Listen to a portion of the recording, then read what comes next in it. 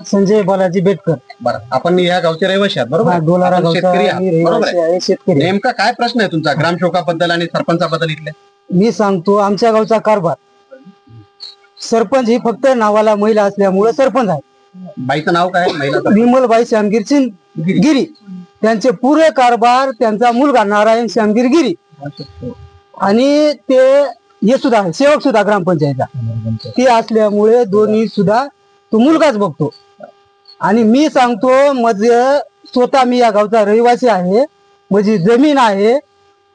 आज 15,000 रुपये घेऊन प्रत्येकाच्या हिरी मंजूर, ज्याला हिर खणणार नाही त्याच्या सुद्धा हिरी मंजूर केल्या. आणि मला विहीर खंडायची होती. मला शेतीला मला पाणी पाहिजे होतं. मला हिर खंडायची होती.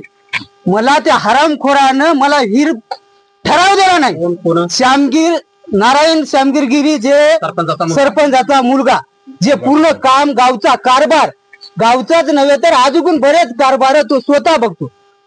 मी सरपंच आहे स्वतः म्हणून. आणि मला त्या हरामखोरानं सगळ्यांना मिळून मला जाणून बुजून मला ठराव दिला नाही. ऐन टाइमला मी स्वतः माझ्या इचारा गावात द्यायला मी स्वतः माझ्या पैशानं 7 लाख रुपये आज शासन मागेल त्याला हिर द्यायला तयार आहे. मागेल त्याला शासन द्यायला हिर तयार आहे. या हरामखोरानं मला हिर दिली नाही. मी लोकांची शांत व्हा. तुमचे अश्रू, तुमच्या डोळ्यात येणारे हे दुःख अश्रू महाराष्ट्राचा मुख्यमंत्री, या देशाचा कृषी मंत्री, राज्याचा कृषी मंत्री निश्चित बघल्याशिवाय राहणार नाही. निश्चितच ही बातमी आम्ही तिथपर्यंत नेऊ. तुम्ही शांत व्हा आणि शांत सांगा की इथला आणखीन काय भ्रष्टाचार आहे. भ्रष्टाचार सगळ्यात आहे. रोजगार हमी मधला भ्रष्टाचार आहे. हे पहा व्हिडिओ, जवळपास 20,000 झाडं असेल, जाग्यावर वाळून गेले, त्याला कोणी पाणी टाकलं नाही आणि त्याचे पुरे बिल निघाले. तर मी हे असले प्रश्न उपस्थित केलो. गावात पाणी आले, हे पाईपलाईन आणली 20 लाख रुपयाची, 22 लाख रुपयाची पाईपलाईन आणली. 2 विहिरी आहेत. एका तरी नळाला 1 घंटा पाणी आले का विचारा तुम्ही? एक पाणी आलं नाही. 2 लाख रुपयाची पाईपलाईन वरून मोठ्या मंदिरापासून खाली आणली, त्याला सुद्धा एक मिनिट पाणी आलं नाही.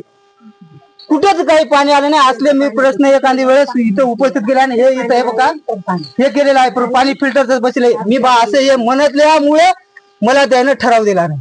15,000 रुपये प्रत्येकाकडून घेतले. कोणी इथं कसं आहे म्हणू शकणार कोणी. हा, मात्र त्याचे मला स्वतःला पाणी त्यांनी